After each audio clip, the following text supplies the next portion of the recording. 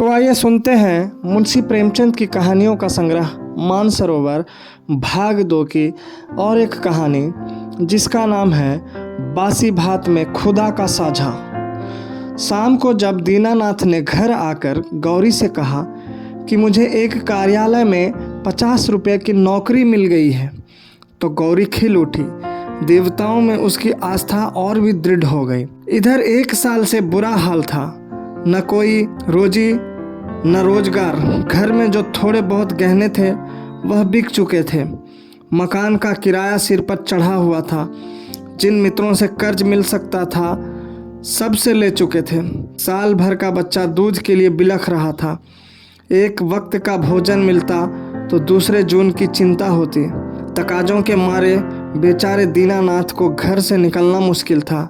घर से निकलना नहीं कि चारों ओर से चिथाड़ मच जाती। वाह बाबूजी वाह, 2 दिन का वादा करके ले गए और आज 2 महीने से सूरत नहीं दिखाई। भाई साहब, यह तो अच्छी बात नहीं। आपको अपनी ज़रूरत का ख्याल है मगर दूसरों की ज़रूरत का जरा भी ख्याल नहीं। इसी से कहा है, दुश्मन को चाहे कर्ज दे दो, दोस्त को कभी न दो। दीनानाथ को ये वाक्य तीरों से लगते थे और उसका जी चाहता था कि जीवन का अंत कर डाले, मगर बेजवान स्त्री और अबोध बच्चे का मुंह देखकर कलेजा थाम के रह जाता। बारे आज भगवान ने उस पर दया की और संकट के दिन कट गए।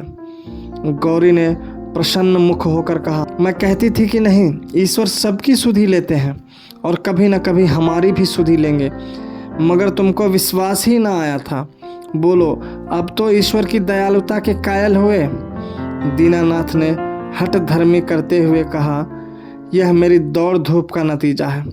ईश्वर की क्या दयालुता। ईश्वर को तो तब जानता जब कहीं से छप्पर फाड़ कर भेज देते, लेकिन मुंह से चाहे कुछ कहे, ईश्वर के प्रति उसके मन में श्रद्धा उदय हो गई थी।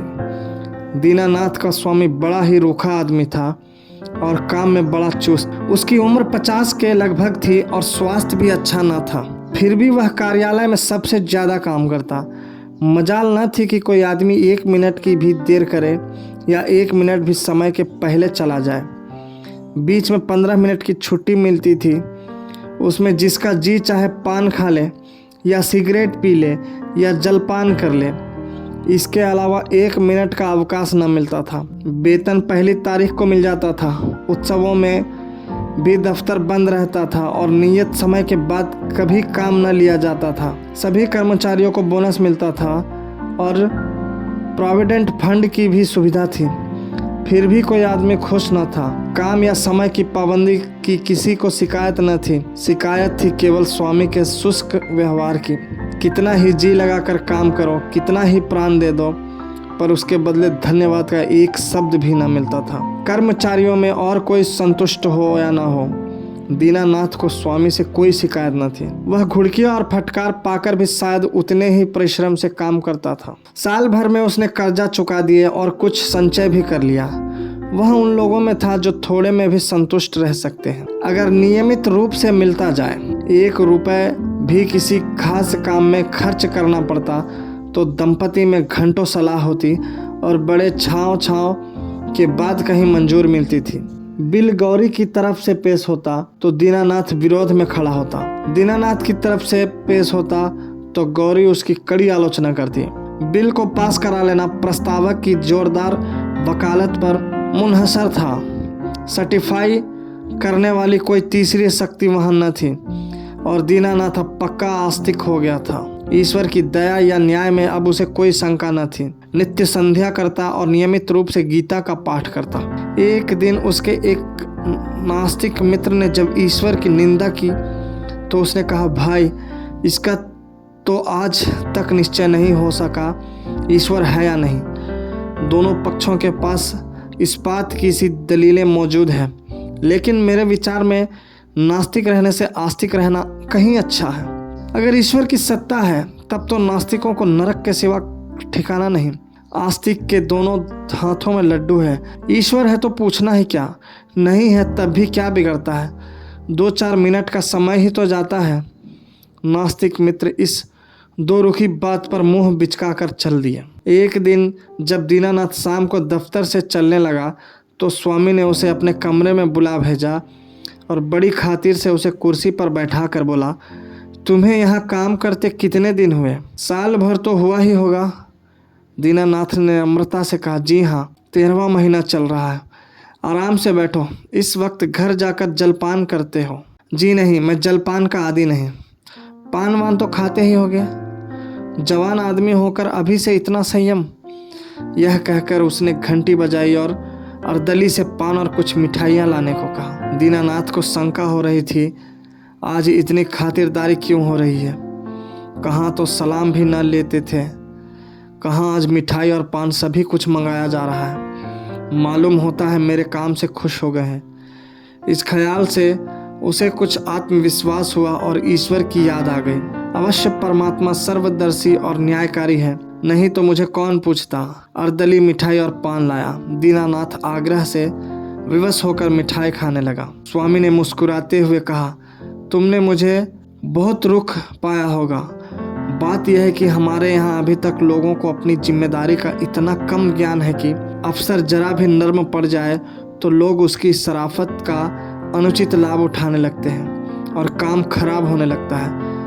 कुछ ऐसे भाग्यशील हैं जो नौकरों से हेल मेल भी रखते हैं, उनसे हंसते बोलते भी हैं, फिर भी नौकर नहीं बिगड़ते, बल्कि और भी दिल लगाकर काम करते हैं। मुझ में वह कला नहीं है, इसलिए मैं अपने आदमियों से कुछ अलग अलग रहना ही अच्छा समझता हूँ और अब तक मुझे इस नीति से कोई हानि भी नहीं हुई।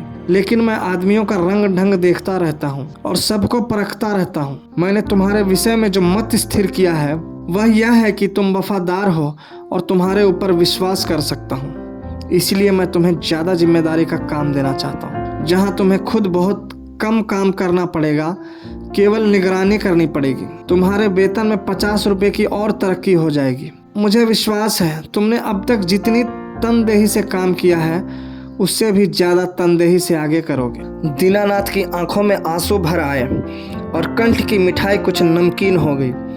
जी में आया स्वामी के चरणों पर सिर रख दे और कहे, आपकी सेवा के लिए मेरी जान हाजिर है। आपने मेरा जो सम्मान बढ़ाया है मैं उसे निभाने में कोई कसर ना उठा रखूँगा। लेकिन स्वर काँप रहा था और वह केवल कृतज्ञता भरी आंखों से देख कर रह गया। सेठ जी ने एक मोटा सा लेजर निकालते हुए कहा, मैं एक ऐसे काम में तुम्हारी मदद चाहता हूँ जिस पर इस कार्यालय का सारा भविष्य टिका हुआ है। इतने आदमियों में मैंने केवल तुम्ही को विश्वास योग्य समझा है और मुझे आशा है कि तुम मुझे निराश न करोगे।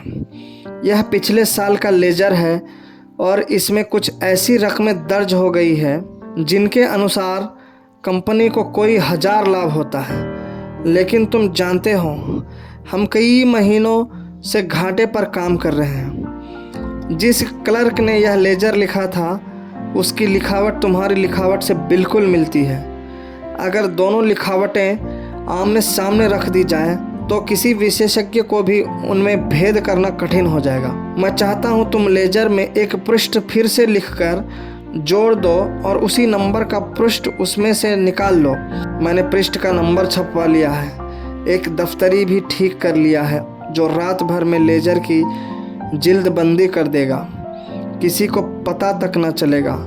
ज़रूरत सिर्फ यह है कि तुम अपनी कलम से उस पृष्ठ की नकल कर दो। दीनानाथ ने शंका की, जब उस पृष्ठ की नकल ही करनी है तो उसे निकालने की क्या ज़रूरत? सेठ जी हंसे, तो क्या तुम समझते हो उस पृष्ठ की हूबहू नकल करनी होगी? मैं कुछ रकमों में परिवर्तन कर दूंगा। मैं तुम्हें विश्वास दिलाता हूँ कि मैं केवल कार्यालय की भलाई के ख्याल से यह कार्रवाई कर रहा हूँ। अगर यह रद्दोबदल ना किया गया तो कार्यालय के 100 आदमियों की जीविका में बाधा पड़ जाएगी। इसमें कुछ सोच विचार करने की ज़रूरत ही नहीं है, केवल आधा घंटा का काम है। तुम बहुत तेज लिखते हो। कठिन समस्या थी। स्पष्ट था कि उससे जाल बनाने को कहा जा रहा है। उसके पास इस रहस्य का पता लगाने का कोई साधन न था कि सेठ जी जो कुछ कह रहे हैं वह स्वार्थवश होकर या कार्यालय की रक्षा के लिए, लेकिन किसी दशा में भी है यह जाल, घोर जाल। क्या वह अपनी आत्मा की हत्या करेंगे? नहीं, किसी तरह नहीं। उसने डरते डरते कहा, मुझे आप क्षमा करें, मैं यह काम न करूँगा। सेठ जी ने उसी अविचलित मुस्कान के साथ पूछा, क्यों? इसलिए कि यह सरासर जाल है। जाल किसे कहते हैं? किसी हिसाब में उलटफेर करना जाल है। लेकिन उस उलटफेर से 100 आदमियों की जीविका बनी रहे तो इस दशा में भी वह जाल है। कंपनी की असली हालत कुछ और है, कागजी हालत कुछ और। अगर यह तब्दीली न की गई तो तुरंत कई हजार रुपये नफ़े के देने पड़ जाएंगे और नतीजा यह होगा कि कंपनी का दिवाला हो जाएगा और सारे आदमियों को घर बैठना पड़ेगा। मैं नहीं चाहता कि थोड़े से मालदार हिस्सेदारों के लिए इतने गरीबों का खून किया जाए। परोपकार के लिए कुछ जाल भी करना पड़े तो वह आत्मा की हत्या नहीं है। दीनानाथ को कोई जवाब न सूझा। अगर सेठ जी का कहना सच है और इस जाल से 100 आदमियों की रोजी बनी रहे तो वास्तव में वह जाल नहीं, कठोर कर्तव्य है। अगर आत्मा की हत्या होती भी हो तो 100 आदमियों की रक्षा के लिए उसकी परवाह न करनी चाहिए। लेकिन नैतिक समाधान हो जाने पर अपनी रक्षा का विचार आया। बोला, लेकिन कहीं मामला खुल गया तो मैं मिट जाऊंगा। 14 साल के लिए काले पानी भेज दिया जाऊंगा। सेठ ने जोर से कहकहा मारा, अगर मामला खुल गया तो तुम ना फंसोगे, मैं फंसूंगा। तुम साफ इनकार कर सकते हो। पता ही कैसे चलेगा कि कौन पृष्ठ बदला गया? लिखावट तो एक सी है। दीनानाथ परास्त हो गया। उसी वक्त उस पृष्ठ की नकल करने लगा। फिर भी दीनानाथ के मन में चोर पैदा हुआ था। गौरी से इस विषय में वह एक शब्द भी ना कह सका। 1 महीने के बाद उसकी तरक्की हुई। 100 रुपये मिलने लगे, 200 बोनस के भी मिले। यह सब कुछ था। घर में खुशहाली के चिन्ह नजर आने लगे। लेकिन दीनानाथ का अपराधी मन एक बोझ से दबा रहता। जिन दलीलों से सेठ जी ने उसकी जुबान बंद कर दी थी, उन दलीलों से गौरी को संतुष्ट कर सकने का उसे विश्वास न था। उसकी ईश्वर निष्ठा उसे सदैव डराती रहती थी। इस अपराध का कोई भयंकर दंड अवश्य मिलेगा।